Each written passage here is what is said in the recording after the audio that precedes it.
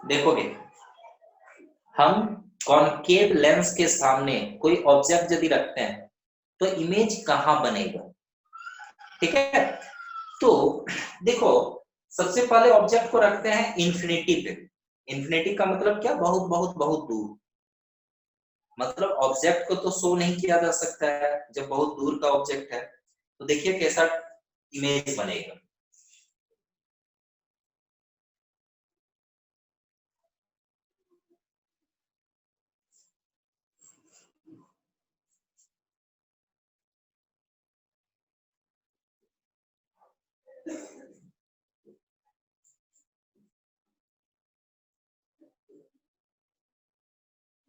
देखो इन्फिनिटी पे जब ऑब्जेक्ट है, बहुत दूर से जो लाइट रेज हम लोग दिखाते हैं वो दिखाते हैं ऐसा कि आते आते प्रिंसिपल एक्सिस के पैरेलल है। तो प्रिंसिपल एक्सिस के पैरेलल मान लो कि दो लाइट रेज से दिखाए। अच्छा बताओ, देखोगे प्रिंसिपल एक्सिस के पैरेलल जो लाइट रे है कहां जाएगा, बैंड होने के बाद, बैंडिंग के बाद कहां जाएगा, याद आ रहा है? फोकस। हाँ जी सर ऊपर की ओर। फोकस, याद करना। कॉन्वेक्स लेंस था तो फोकस पे जाके मीट करता था, और यहाँ पे कॉनकेव लेंस है तो फोकस से भागेगा, ये फोकस से वो डाइवर्ज करेगा, इसलिए इसको डाइवर्जिंग लेंस भी बोलते हैं। तो इस तरह से ये यहां से लगेगा कि भाई डाइवर्ज कर रहा है, ये डाइवर्ज किया।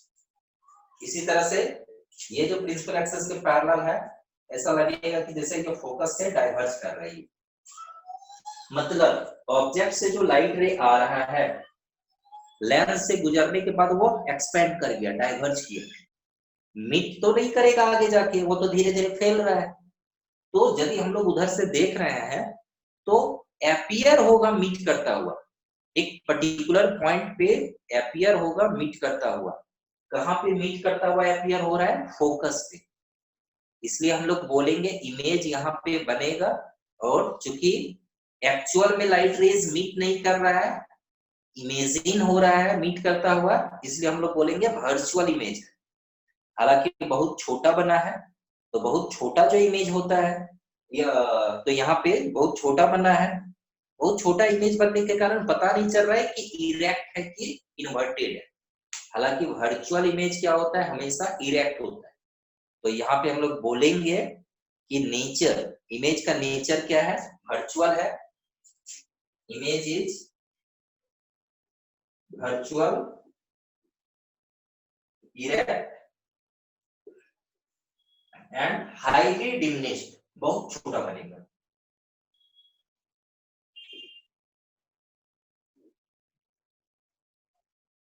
कोई दिक्कत इसमें, ये फिगर समझ गए, ये बताओगे? Yes sir. किन्हीं को दिक्कत है? चलो ठीक है, देखो आगे नेक्स्ट। तो कॉन्वेक्स लेंस में क्या देख रहे थे कि इमेज ऑब्जेक्ट को इन्फिनिटी पे रखे, अब धीरे धीरे हम लोग सामने लाते हैं। सामने लाएंगे, चलो ऐसा रख सकते हैं बियॉन्ड 2f। बियॉन्ड 2f, चलो हम ये देखते हैं कि बियॉन्ड 2f रखें।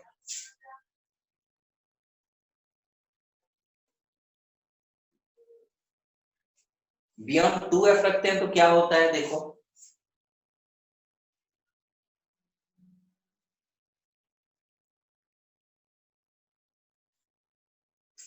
ऑप्टिकल सेंटर है, फोकस 2f1 f2 2f2। देखोगे यदि हम ऑब्जेक्ट को यहां रखें, बियॉन्ड 2f रखें, ठीक, कोई एक लाइट रे मान लो कि इस तरह से गया जो प्रिंसिपल एक्सिस के पैरेलल जा रहा है, प्रिंसिपल एक्सिस के पैरेलल जा रहा है, तो हम बोलेंगे प्रिंसिपल एक्सिस के पैरेलल जो गया वो फोकस से डाइवर्ज करेगा, तो फोकस से इस तरह से डाइवर्ज कर जाएगा, है ना। ठीक है, फोकस से इस तरह से डाइवर्ज करेगा। दूसरा एक लाइट रे हम ऑप्टिकल सेंटर से गुजार रहे हैं, ऑप्टिकल सेंटर से गुजरते हैं।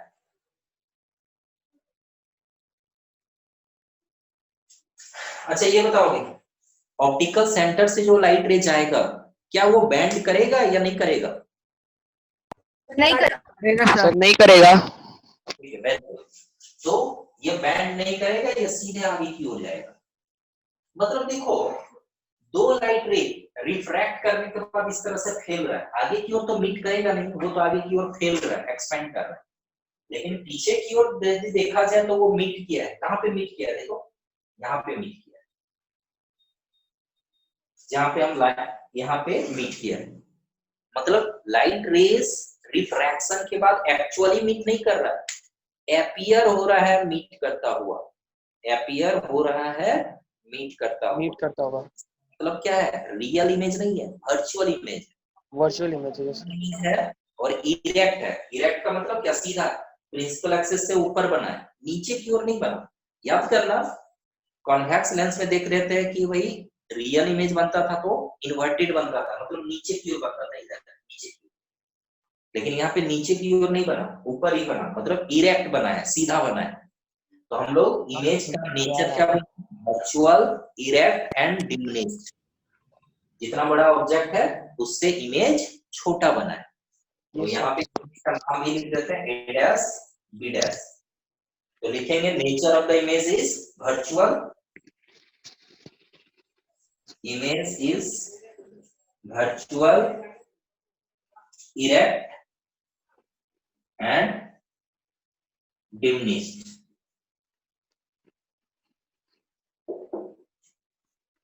ठीक है, कोई दिक्कत इसमें?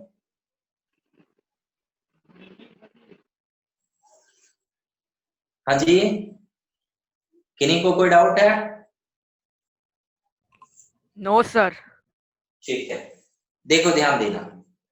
अब ये सिचुएशन यदि और अलग अलग पोजीशन पे यदि ऑब्जेक्ट को रखते हैं, अब ऑब्जेक्ट को कहां पे रख सकते हैं बताओ तो? 2f से दूर रखें, सेंटर ऑफ कर्वेचर।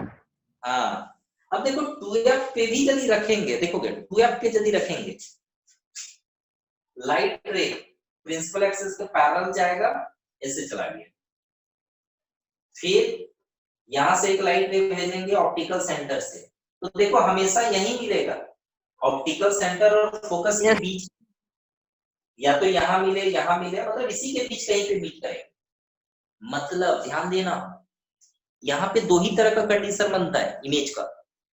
एक तो फोकस पे, जब ऑब्जेक्ट को इन्फिनिटी पे रखे हैं, दूसरा इन्फिनिटी से सामने ले आओ और कहीं पे भी रखो, बियॉन्ड 2f रखो, 2f पे रखो, यहाँ रखो, कहीं पे भी रखो, हमेशा इमेज कहाँ पे बनेगा, ऑप्टिकल सेंटर और फोकस के बीच बनेगा, बीच में। ठीक है? तो इसलिए यहाँ पे 6 डायग्राम नहीं बनाया जाता है, बस 2 ही डायग्राम बनाओ। ऑब्जेक्ट को एक बार इन्फिनिटी पे रखा जाता है और एक कहीं पे भी रखो, इन्फिनिटी और ऑप्टिकल सेंटर पे, 2f से दूर, 2f पे, f और 2f के बीच कहीं पे भी रखा जाए, इमेज का पोजीशन क्या होगा, the image will be formed between optical centre and focus, and the nature of the image is virtual, erect and diminished. ठीक है? तो कॉनकेव लेंस जो है हमेशा वर्चुअल इमेज बनाता है, कॉनकेव लेंस हमेशा वर्चुअल इमेज बनाता है और डिमिनिश्ड इमेज बनाता है, छोटा। लेकिन याद करना, कॉन्वेक्स लेंस जो था वह वर्चुअल इमेज भी बनाता था और रियल इमेज भी बनाता था। कौन कौन से कंडीशन पे ऐसा होगा अभी हम डिस्कस करने वाले हैं, इसलिए आप बुक जो सामने है एक बार पलट के देख लो, अभी हम पूछने वाले हैं कि कॉन्वेक्स लेंस में इमेज का फॉर्मेशन कैसा कैसा हुआ था। ठीक है, चलो इसका स्क्रीनशॉट ले लो और कॉन्वेक्स लेंस का भी फिर से हम एक बार डिस्कस करेंगे। ले लिया sir. Image is form between O and F, optical centre और फोकस के बीच। स्क्रीनशॉट लो, कॉन्वेक्स लेंस से रिलेटेड जितना बताया था एक बार देख लो, 2 मिनट हम खाली छोड़ रहे हैं, देख लीजिए अच्छे से।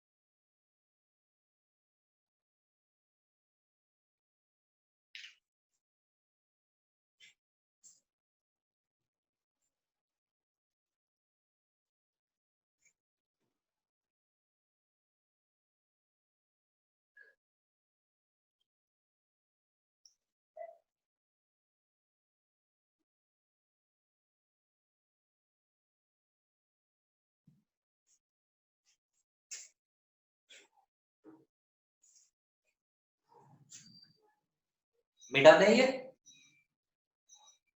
Yes sir. सर क्लास हो रहा है, क्लास हो गया सर।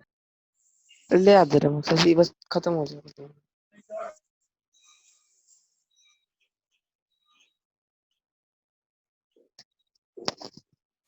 देखोगे सर हो गया। देखोगे अब रिपीट करना लास्ट क्लास में जो हम बताए हुए थे उसके बारे में हम पूछ रहे हैं, आप लोग बताते जाना, ध्यान दें।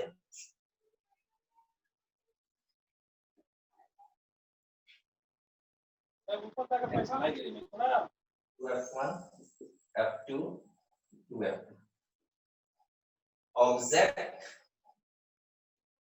इमेज। सर ये बनाना है? नहीं, बनाना नहीं है, हम आपसे पूछ रहे हैं, ध्यान देना, बनाना नहीं।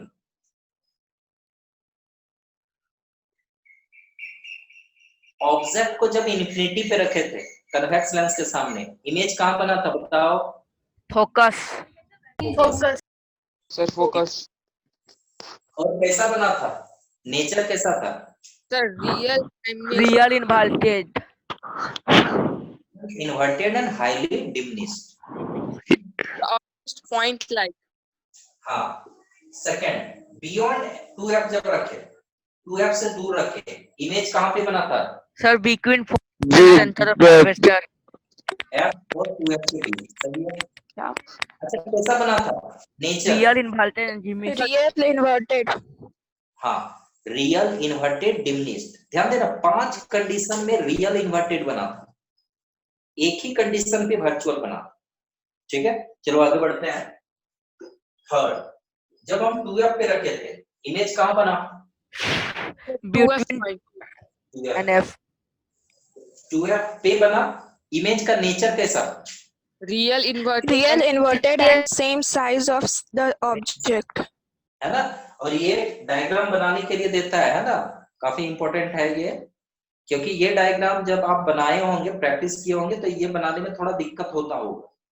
तो पहले ही हम बताए हुए थे कि बनाने का तरीका आपका क्या होगा, कि यहाँ पे जितना बड़ा ऑब्जेक्ट रखोगे उतना ही बड़ा इमेज के लिए एक मार्किंग कर देना, लाइन खींचना, तो इस तरह से भेज देना, और यहाँ से और यहाँ तक मिला देना। पता चला यहाँ से नहीं गुजर रहा है, बगल से गुजर रहा है, तो कोई नहीं, लेंस को मोटा कर देगा। ऐसा ट्रिक दिया था ना, याद आ रहा है? Yes sir. Yes sir. में बन जाएगा। ठीक, आगे बढ़ते हैं। यदि हम ऑब्जेक्ट को f और 2f के बीच रखेंगे, इमेज कहां बनेगा? Beyond the 2f। Beyond 2f। अच्छा बताओ, नेचर बताओ। Beyond real inverted and magnified. Magnified मतलब अब बड़ा बन रहा है। देखोगे, ध्यान देना, इमेज बहुत छोटा बना, यहाँ पे भी ऑब्जेक्ट से छोटा बना, यहाँ पे ऑब्जेक्ट के बराबर बना, अब इससे दूर जब बन रहा है तो इमेज बड़ा बन रहा है। मैग्नीफाइड। फोकस पे रख दिए, ऑब्जेक्ट को फोकस पे रख दिए, इमेज कहां सर बनेगा? इन्फिनिटी। इन्फिनिटी पे। और इन्फिनिटी पे बनेगा, कैसा बनेगा? Real inverted and highly magnified. Very good. Objective question दे देता है, ये पूछेगा। एक यहां से क्वेश्चन पूछने का 2 तरीका है, एक तो डायरेक्ट ऑब्जेक्टिव क्वेश्चन दे देगा, when an object is placed before a convex lens. Sir video pause हो गया। Where will the image form? Image कहां बनेगा, ऐसा पूछ देगा। And nature of the image क्या होगा। ठीक है, दूसरा तरीका हो सकता है डायग्राम ही बनाने दे दे। ठीक है, तो जो भी रहेगा। चलो आगे बढ़ते हैं। ऑब्जेक्ट को जब ऑप्टिकल सेंटर और फोकस के बीच रखा गया, कहां पे इमेज बना? सेंटर ऑफ कर्वेचर 1 और फोकस के बीच में।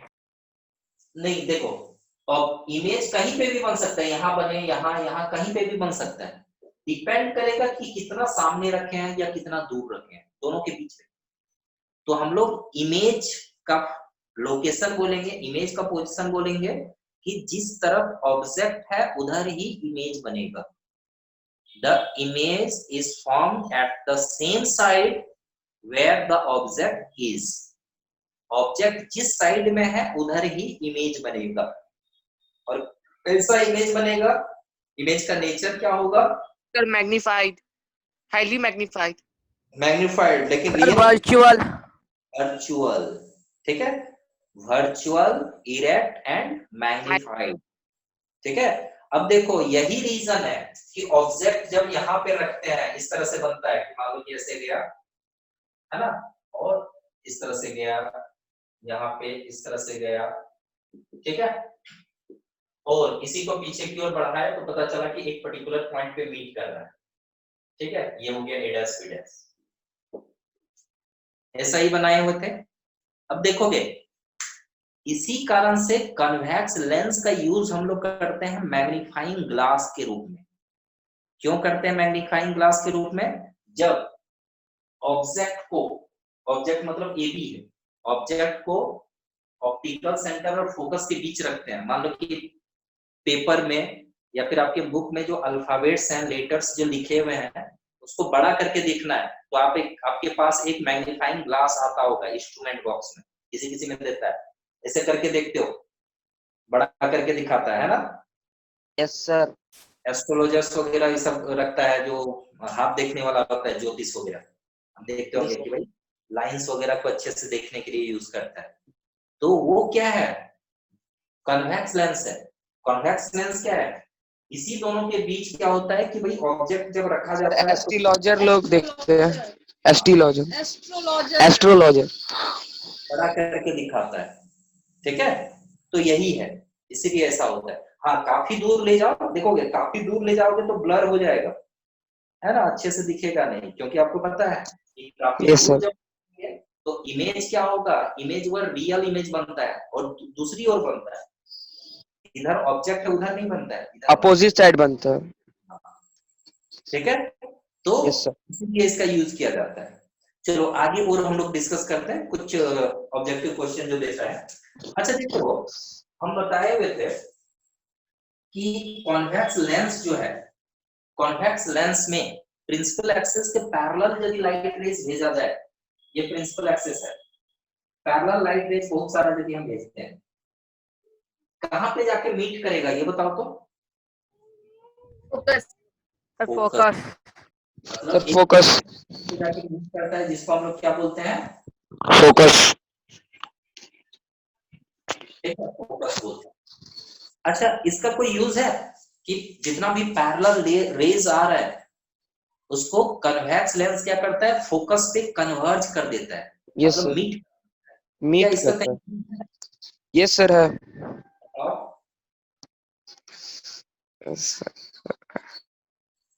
हो सकता Sir, है। हाँ, example, हाँ, example. देखो इस तरह से करते होंगे, सनलाइट को यदि कोई पर्टिकुलर पॉइंट पे कंसंट्रेट करना है, Yes, sir. Yes, sir. Convex lens लेते होंगे, वही मैग्नीफाइंग ग्लास ही सोचो, और सनलाइट यहाँ से पास करने के बाद क्या होता है? एक पर्टिकुलर एक ही पॉइंट पे जाके मीट करता है। वहां पे यदि क्या करते हैं, एक पेपर यदि रखते हैं, कुछ देर के बाद वहां पे हीट बढ़ते जाएगा और पेपर में क्या होगा? आग लग जाएगा। ऐसा प्रैक्टिकल आप कर सकते हो, है ना। तो Yes, जितना भी सनलाइट है, सनलाइट को कन्वर्ज करने के लिए यूज किया जाता है, ठीक है, या कोई भी लाइट रेज है जिसको हम लोग कन्वर्ज करने के लिए यूज कर सकते हैं। तो लाइट रेज को ये कन्वर्ज करता है, मीट कराता है, इसलिए इसको हम लोग बोलते हैं कन्वर्जिंग लेंस। इसको हम लोग क्या बोलते हैं? Converging lens. और कॉन्केव लेंस को क्या बोलते हैं? क्योंकि वो लाइट रेज को एक्सपेंड करता है, फैलाता है, क्या बोलते हैं इसको?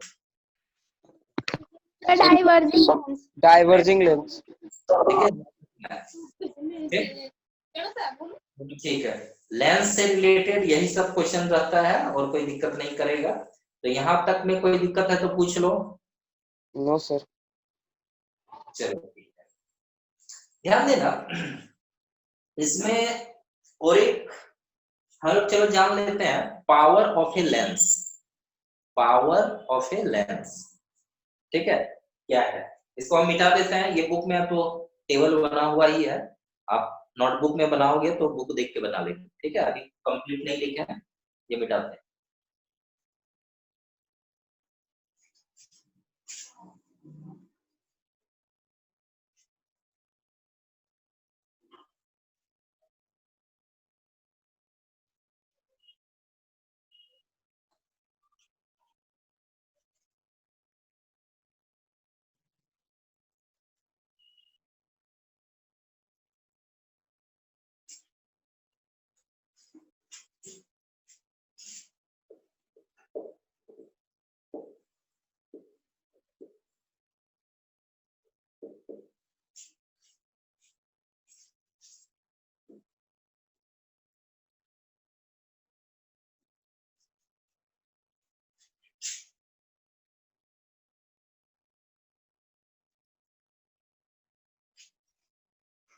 सर सब कॉन्टिनेंट में क्या लिखे? टावर ऑफ बस। Power of a lens, L लिखे। अच्छा, power of N lens.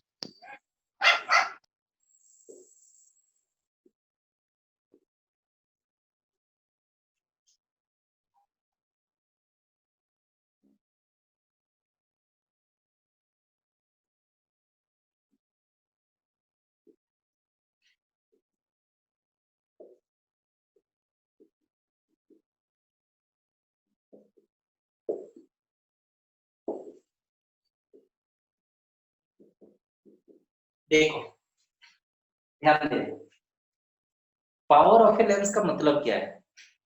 Suppose हम दो कॉन्वेक्स लेंस यूज कर रहे हैं, एक का फोकल लेंथ कम है और एक का फोकल लेंथ ज्यादा है। आपको ये देखना है किसमें लाइट रेज को बेंडिंग ज्यादा हो किया जा रहा है, ठीक है। देखोगे हम दो डायग्राम बना रहे हैं,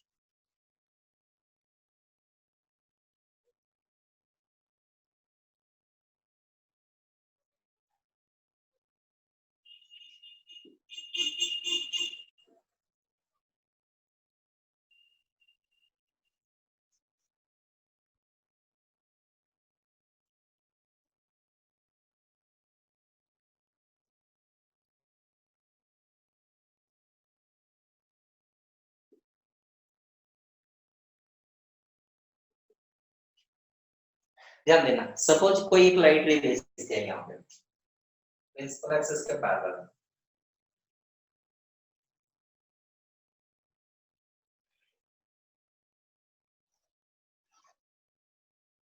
प्रिंसिपल एक्सिस के पैरेलल एक लाइट रे भेजे, बताओगे ये किधर जाएगा? फोकस। फोकस पे जाएगा, फोकस पे जाके कन्वर्ज होगा, मीट करेगा, तो ये फोकस पे जाएगा। चलो ठीक है।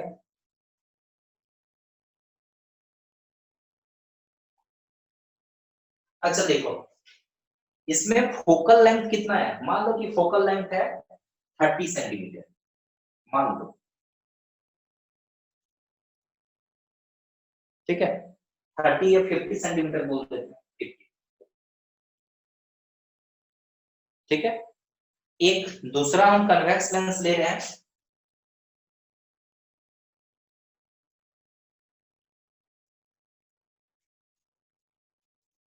देखोगे ऑप्टिकल सेंटर है, ये फोकस है, 2f2 f1 2f1।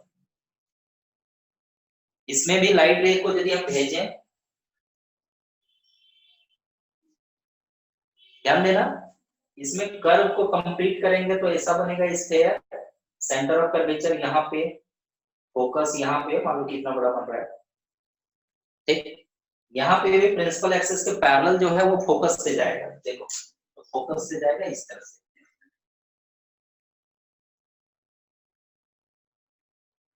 अच्छा देखो तो किस कंडीशन में लाइट रे ज्यादा एंगल के साथ बैंड किया है, देखो तो फर्स्ट कंडीशन में कि सेकंड कंडीशन में? सेकंड में। सेकंड, मतलब ज्यादा एंगल के साथ बैंड किया है सेकंड केस में, मतलब इसका बैंडिंग कैपेसिटी, लाइट रे को बैंड करने का कैपेसिटी क्या है? ज्यादा है, बैंडिंग कैपेसिटी।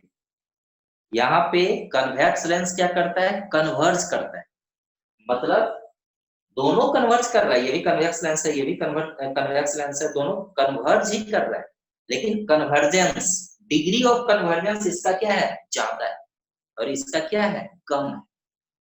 इसी को बोलते हैं पावर ऑफ ए लेंस। जब इसका लाइट को बेंड करने का कैपेसिटी ज्यादा है तो हम बोलेंगे पावर इसका ज्यादा है। मतलब पावर किसके लिए ज्यादा है, जिसका फोकल लेंथ कम है। मतलब पावर ऑफ ए लेंस और फोकल लेंथ इनवर्स प्रोपोर्शन है। फोकल लेंथ कम होगा, पावर ज्यादा होगा। फोकल लेंथ कम होगा, बेंडिंग कैपेसिटी ज्यादा होगा। इसी चीज को डिनोट किया गया, देखोगे, power equal to 1 by focal length. Small f याद करना, स्मॉल एफ बोले हुए थे, फोकल लेंथ का नोटेशन है, डिनोट करते हैं। तो पावर ऑफ ए लेंस का फॉर्मूला क्या है, power of a lens equal to 1 by focal length. तो डिनोमिनेटर यदि ज्यादा होगा तो पावर क्या होगा, कम होगा, ठीक है। और कॉनकेव लेंस के लिए भी ये लागू होगा। कॉनकेव लेंस में जिसका फोकल लेंथ कम है वो डाइवर्ज ज्यादा करेगा, और फोकल लेंथ बड़ा है इसका मतलब क्या, डाइवर्ज करेगा, लेकिन कम एंगल के साथ वो एक्सपेंड करेगा, ठीक है। तो लाइट रे को बेंड करने का कैपेसिटी किसका ज्यादा होगा, जिसका फोकल लेंथ कम होगा। फोकल लेंथ का कम होना मतलब लाइट को बेंड करने का कैपेसिटी ज्यादा होना, इसी को बोलेंगे पावर ऑफ द लेंस। यही लिखा है the degree of convergence. Degree of convergence convex lens के लिए है, और the degree of divergence, degree of divergence concave lens के लिए। द डिग्री ऑफ कन्वर्जेंस और degree of divergence of a lens is called power of a lens. और power of a lens का SI unit क्या है, dioptre. जैसे ध्यान देना, चश्मे का जो यूज किया जाता है, दो तरह का डिफेक्ट के बारे में पढ़ोगे आगे के चैप्टर में, मायोपिया, हाइपरमेट्रोपिया। तो वहां पे जो बोला जाता है कि भाई नेगेटिव पावर है, मेरे चश्मे का पावर है -1.25,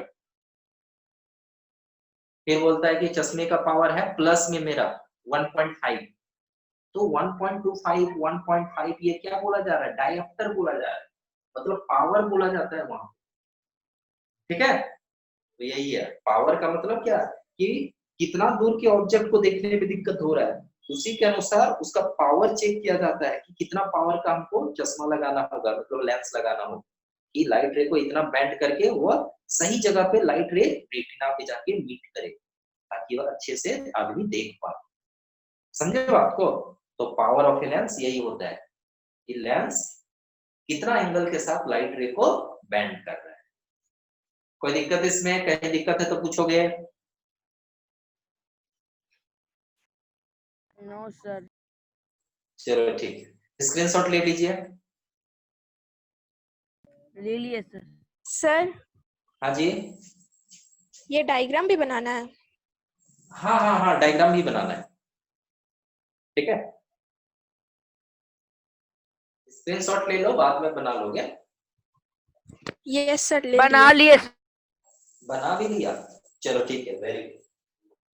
अच्छा, बनाने के चक्कर में ऐसा मत करना कि हम जितना समझा रहे हैं वो ध्यान नहीं दोगे, ठीक है। स्क्रीनशॉट लो, बाद में आराम से फुर्सत से बनाओगे, लिखोगे, ठीक है।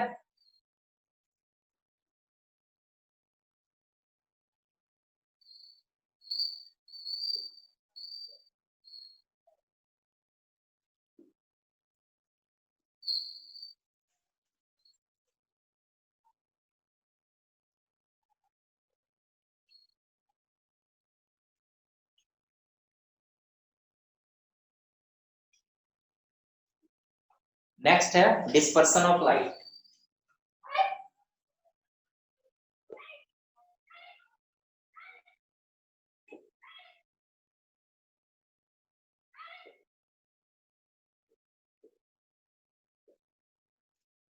देखो डिस्पर्सन ऑफ लाइट क्या है। सपोज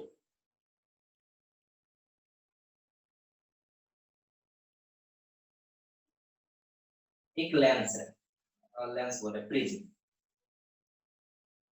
देखो प्रिज्म क्या होता है, खासतौर पर जो प्रिज्म यूज होता है, ट्रायंगुलर प्रिज्म यूज होता है।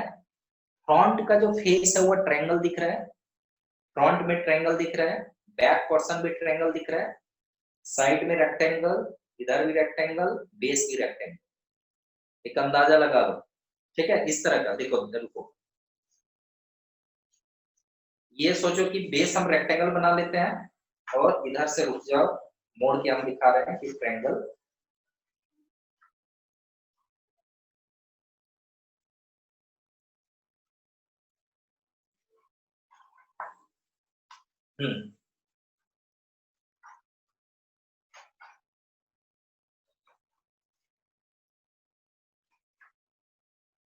देखो, ये समझ में आता होगा।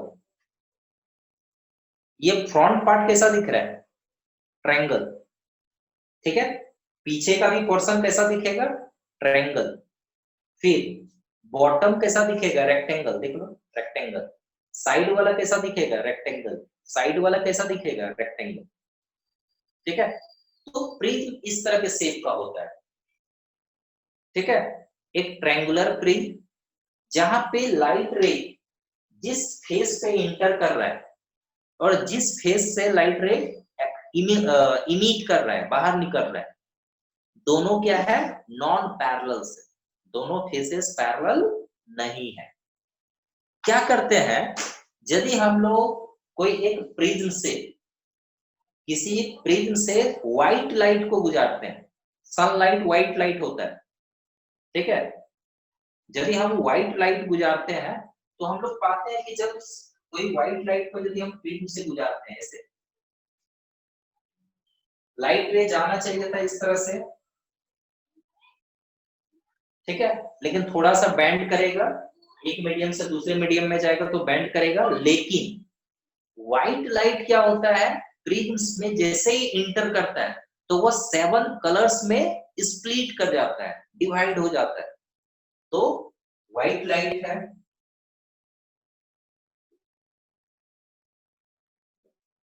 जैसे ही हम लोग प्रिज्म से गुजारते हैं तो ये 7 कलर में बढ़ जाता है, 1 2 4 5 6 7। लाइट रे फिर से जब निकलेगा, मतलब ग्लास से निकलेगा कहाँ पे? एयर पे, तो फिर से एक बार बेंड करेगा, तो दिखाओ यहाँ पे फिर से एक बार बेंडिंग, 1 2 3 4 5 6 7। और इस तरह से क्या होता है, एक 7 कलर का बैंड देखने को मिलता है, जिस तरह से रेनबो में जिस तरह से दिखता है, रेनबो 7 कलर्स का बैंड एक होता है, तो उसी तरह का 7 कलर का एक बैंड देखने को मिलता है। इस 7 कलर के बैंड को हम लोग बोलते हैं स्पेक्ट्रम, ठीक है। 7 कलर के बैंड को बोलते हैं स्पेक्ट्रम। और 7 कलर का जो बैंड है उसमें कौन कौन से कलर होते हैं देखोगे?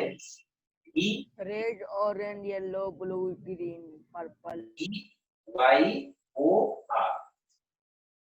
VIBGYOR। फुल फॉर्म लिखने बोलोगे तो लिख देंगे, एक बार पढ़ देते हैं केवल।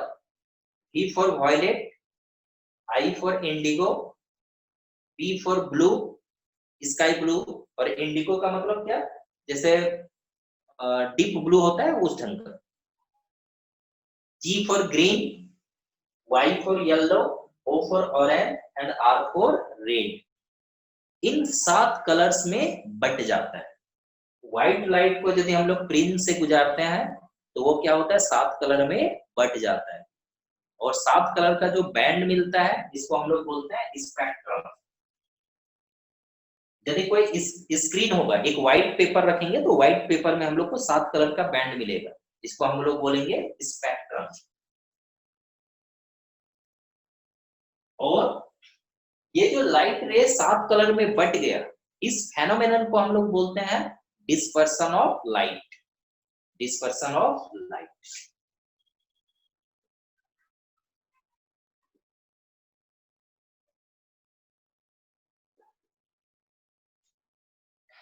ठीक है, रीजन इसका हम बताएंगे, रीजन भी समझाएंगे। क्या ये समझ में आ गया डिस्पर्सन ऑफ लाइट क्या है, स्पेक्ट्रम क्या है? किन्हीं को दिक्कत इसमें? No sir. चलो ठीक है, इसका डेफिनेशन लिखा देते हैं, ये क्वेश्चन पूछता भी है काफी।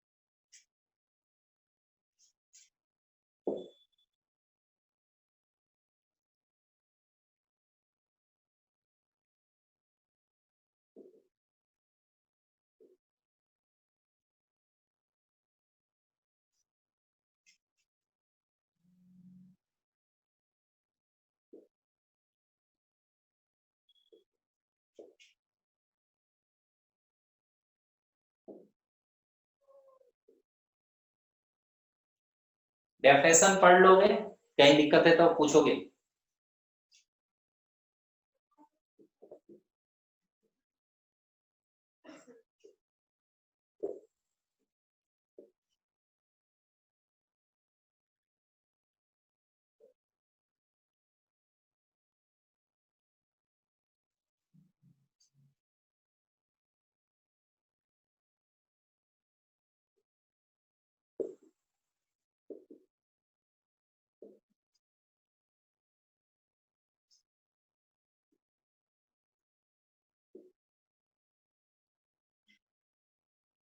ठीक है, ये पढ़ लीजिए लैंग्वेज, कहीं दिक्कत है?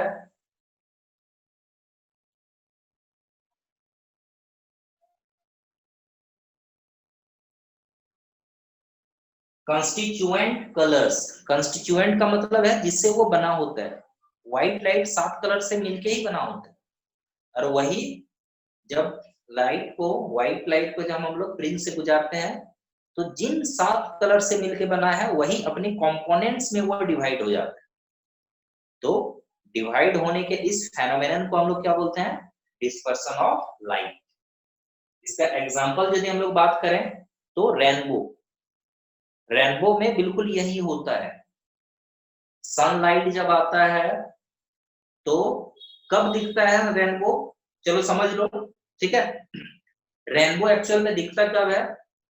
कभी मान लो कि हल्का फुल्का बारिश हुआ या तेज बारिश भी हुआ, उसके जस्ट बाद यदि सनराइज किया, मतलब बादल वगैरह छट गया, धूप निकल गया, तो सन जिधर है, सन मान लो कि वेस्ट डायरेक्शन में है, तो इसके अपोजिट ईस्ट डायरेक्शन की ओर क्या होता है? एक बो, रेनबो देखने को मिलता है, एक धनुष की तरह की आकृति देखने को मिलती है। इसी को क्या बोलते हैं? रेनबो बोलते हैं। होता यह है, सनलाइट जब वाटर ड्रॉपलेट से गुजरता है, पानी होने के बाद, बारिश होने के जस्ट बाद जो है, छोटे छोटे जो वाटर ड्रॉपलेट्स है जो एयर में सस्पेंडेड होते हैं, वह प्रिज्म का काम करता है। और उससे जब लाइट रे गुजरता है तो वो क्या होता है? प्रिज्म का काम कर रहा है। तो प्रिज्म से जिस तरह से गुजरता है, और व्हाइट लाइट क्या होता है? 7 कलर में बट जाता है, जिस कारण से वही 7 कलर के रूप में क्या होता है? हम लोग को दिखता है, रेनबो के फॉर्म में दिखता है। ठीक है, तो एक नेचुरल फेनोमेना जो रेनबो है वो किस कारण से होता है? Due to dispersion of light. ठीक है, कहीं दिक्कत है तो बताओगे?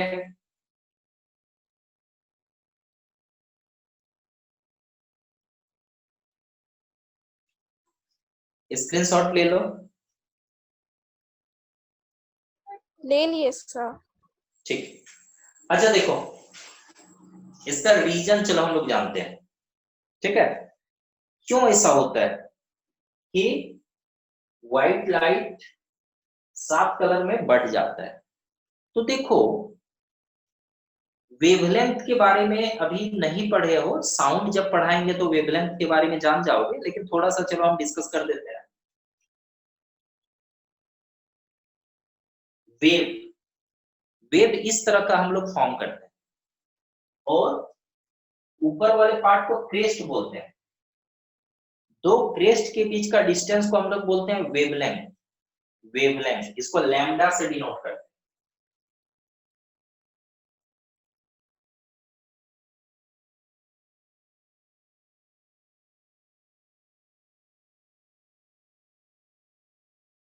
सर वीडियो पॉज हो गया।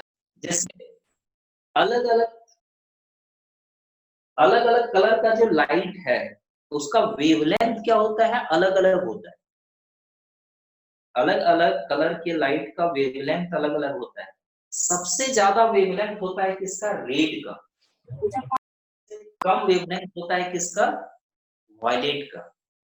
जिस कारण से रेड या और भी जो कंपोनेंट्स है लाइट का, इसका स्पीड अलग अलग होता है। जब एयर में पास कर रहा था, जब एयर में जा रहा था, तो सात का सातों सेम स्पीड से जा रहा था, 3 इंटू 10⁸ मीटर पर सेकेंड। याद करना, स्पीड ऑफ लाइट बताए थे 3 इंटू 10⁸ मीटर पर सेकेंड इन वैक्यूम और एयर। तो यहाँ से जब लाइट रे गुजर रहा है तो सातों कंपोनेंट का सेम स्पीड है, लेकिन जैसे ही ये ग्लास के अंदर इंटर करता है तो क्या होता है, क्योंकि ऑब्लिक, क्योंकि तिरछा इंटर कर रहा है, और तिरछा जब इंटर कर रहा है तो यहाँ पे वेवलेंथ अलग अलग होने के कारण क्या है, ये सातों कंपोनेंट का स्पीड अलग अलग हो जाता है। मतलब सातों कंपोनेंट अलग अलग स्पीड से मूव करते हैं। मतलब कोई थोड़ा आगे निकल गया, कोई थोड़ा पीछे, स्लाइट डिफरेंस है, थोड़ा डिफरेंस है, लेकिन हाँ कि अलग अलग स्पीड होने के कारण। सर म्यूट हो गया। हाँ ठीक है ठीक है। जैसे ही एक मीडियम से दूसरे मीडियम में जाता है तो स्पीड क्या होता है, वैरी कर जाता है। अलग अलग कंपोनेंट का अलग अलग स्पीड हो जाता है, जिस कारण से एक दूसरे का साथ क्या होता है, छूट जाता है। जैसे मान लो कि 5 आदमी एक दूसरे का हाथ पकड़ के वो चल रहे हैं, 5 एक साथ जाएंगे यदि स्पीड सेम है तो। लेकिन यदि एक स्पीड भागना चाहेगा और एक धीमा और एक और धीमा, तो क्या होगा, जो स्पीड भागना चाहेगा तो उसका तो हाथ छूट जाएगा, है ना।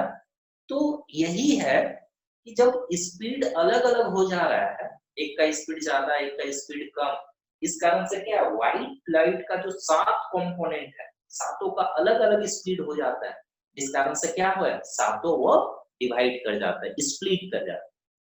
यही है डिस्पर्सन ऑफ लाइट का रीजन। ठीक है, यही है। कोई दिक्कत इसमें? No sir. No, sir. अच्छा देखो ध्यान देना, इसमें और एक चीज है। देखो ये व्हाइट लाइट को जाना चाहिए था ऐसे,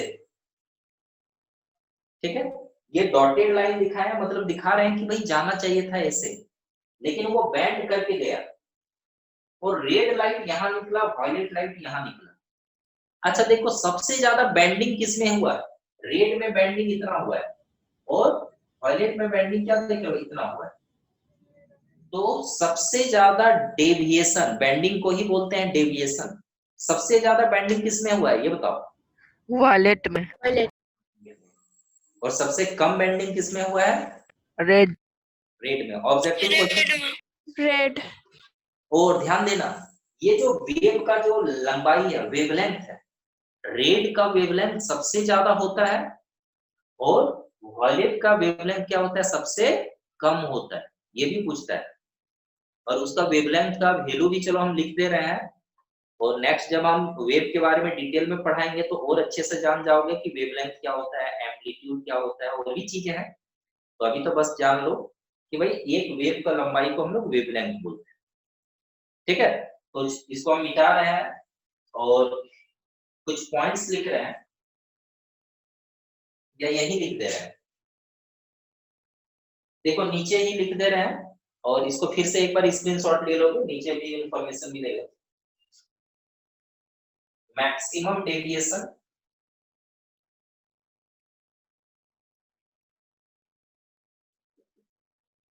वॉयलेट, और मिनिमम डेविएशन किसका, रेड का। फिर मैक्सिमम वेवलेंथ,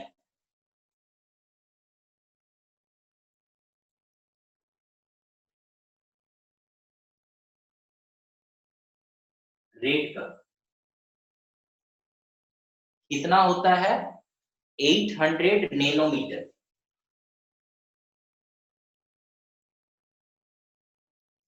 नैनोमीटर का मतलब क्या है, नैनोमीटर जब भी हम लोग बोलते हैं इसका मतलब 10⁻⁻⁹ मीटर, बहुत छोटा वैल्यू है। 10⁻⁻⁹ का मतलब 1 देके हम डिवाइड करेंगे, 1 देके 9 zeros, ऐसा है। और मिनिमम वेवलेंथ होता है वॉयलेट का, वॉयलेट का, और इसका वेवलेंथ होता है 400 नैनोमीटर।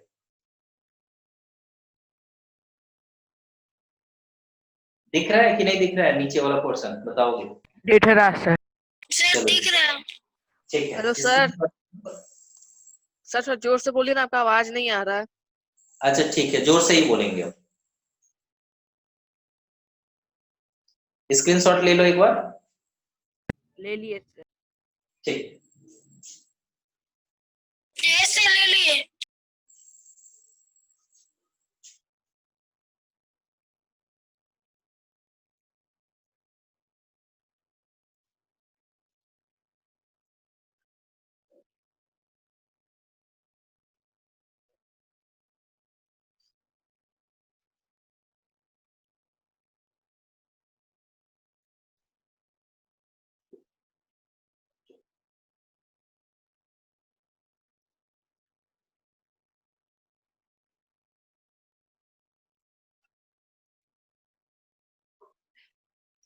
कॉज भी लिख दे रहा है कि डिस्पर्सन ऑफ लाइट का क्या कॉज है, ठीक है।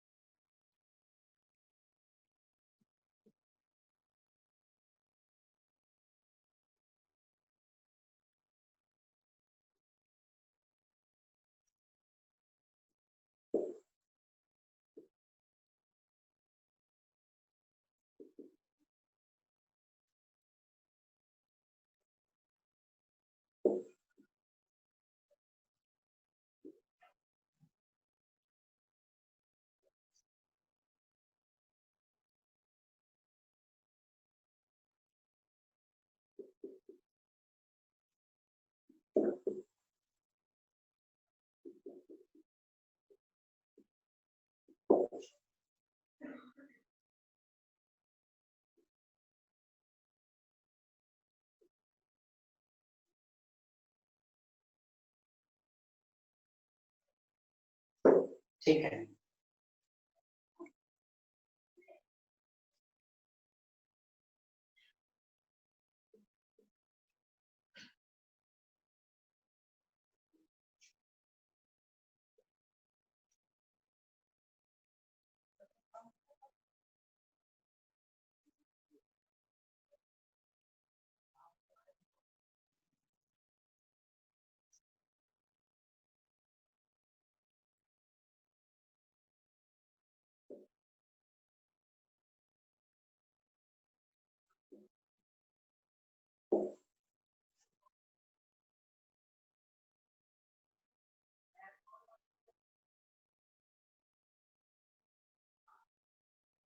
ठीक है, ध्यान देना, लैंग्वेज पढ़ लिया, कहीं दिक्कत है? जो हम समझाए वही लिखाए हैं। सर सर्टेन जो समय एक बार रीड कर लीजिए ना रीड कर दें। Sir. The different components of light, white light के बजाय लिखो व्हाइट लाइट, कि व्हाइट लाइट का जो डिफरेंट कंपोनेंट्स है, क्या क्या कंपोनेंट है? डिड हैव डिफरेंट वेवलेंथ, उसका अलग अलग वेवलेंथ होता है, जिस कारण से क्या है, as a result when white light passes through the prism, जब ये प्रिज्म से गुजरता है, different colours of light move with different speeds, तो अलग अलग कलर का जो लाइट है वो अलग अलग स्पीड से मूव करता है। जब अलग अलग स्पीड से मूव करता है तो क्या होगा कि वो सारा एक दूसरे से अलग हो जाएगा, डिवाइड हो जाएगा। Hence, white light splits into its 7 constituent colors. इस तरह से वो क्या होता है, 7 कलर में बट जाता है। ठीक है, क्लियर है? Yes sir. ध्यान देना, एक डायग्राम ये दे देता है कभी कभी कि भाई व्हाइट लाइट हम पास नहीं कर रहे हैं, हम कोई एक सिंगल कलर का लाइट पास कर रहे हैं, मोनोक्रोमेटिक लाइट, जैसे रेड कलर का लाइट मान लो कि हम पास कर रहे हैं, सपोज ऐसा रेड कलर का लाइट, व्हाइट कलर का लाइट पास करेंगे तो 7 कलर में बटेगा। रेड कलर तो भाई ये एक ही लाइट है, एक ही कलर का है, ये 7 कलर में बटेगा नहीं, तो क्या होगा, बैंड होगा, 2 बार बैंड होगा। कैसे देखोगे, लाइट रे जाना चाहिए था ऐसे, नॉर्मल यदि हम लोग खींचेंगे यहाँ पे, एक मिनट, यदि हम नॉर्मल खींचते हैं सरफेस पे तो नॉर्मल ये होगा, ये नॉर्मल। अच्छा बताओ, रेड कलर का जो लाइट है एयर से गया ग्लास में, किधर बेंड करेगा, टुवर्ड्स द नॉर्मल कि away from the normal? Away from the normal. क्यों गलत बोले आप? देखोगे रिफ्रैक्शन ऑफ लाइट में क्या बोले थे, जब लाइट रे रेयरर से डेंसर में जाएगा तो टुवर्ड्स द नॉर्मल बेंड करेगा, जैसे एयर से वाटर में गया था तो टुवर्ड्स द नॉर्मल बेंड करेगा। तो लाइट रे ऐसे जा रहा है, नॉर्मल ये है तो टुवर्ड्स द नॉर्मल बेंड करेगा, मतलब इधर बेंड करेगा, तो इस तरह से बेंड कर जाएगा। लाइट रे जाना चाहिए था ऐसे, बेंड कर गया ये। अब फिर नॉर्मल देखो, इस सरफेस पे जब भी नॉर्मल खींचते हैं तो नॉर्मल ये होगा, सपोज ये नॉर्मल है, ठीक है, तो ये नॉर्मल है। अब बताओ, लाइट रे ग्लास से जब एयर में जाएगा तो किधर बेंड करेगा, टुवर्ड्स द नॉर्मल कि away from the normal? Away. अब अवे फ्रॉम द नॉर्मल, क्योंकि अब लाइट रे डेंसर से रेयरर मीडियम में जा रहा है, ग्लास से एयर में, डेंसर से रेयरर में जा रहा है, मतलब दूर जाएगा, नॉर्मल से दूर जाएगा। तो जाना चाहिए था मान लो कि ऐसे, तो अवे फ्रॉम द नॉर्मल जाएगा, तो दूर जाएगा तो इस तरह से गया, ठीक है। अब देखो, इसको हम लोग बोलते हैं इंसिडेंट रे, इसको हम लोग क्या बोलते हैं, इंसिडेंट रे।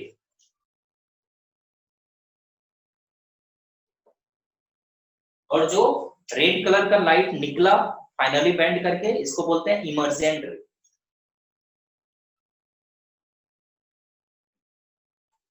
और इंसिडेंट रे और इमर्जेंट रे के बीच का जो एंगल बनेगा उसको बोलते हैं एंगल ऑफ डेविएशन। यही है, इतना एंगल के साथ डेविएट किया। देखो यदि हम इसको पीछे की ओर बढ़ा, देखो तो कितना एंगल के साथ बैंड किया। देख लो, ये जाना चाहिए था ऐसे, लेकिन बैंड करके ऐसे गया। तो जितना एंगल के साथ बैंड करता है इसको हम लोग बोलते हैं एंगल ऑफ डेविएशन। इसका सिंबल डेल है, डी जैसा लिखाता है, डेल पढ़ते हैं उसको, डेल बोलते हैं इसको, एंगल ऑफ डेविएशन।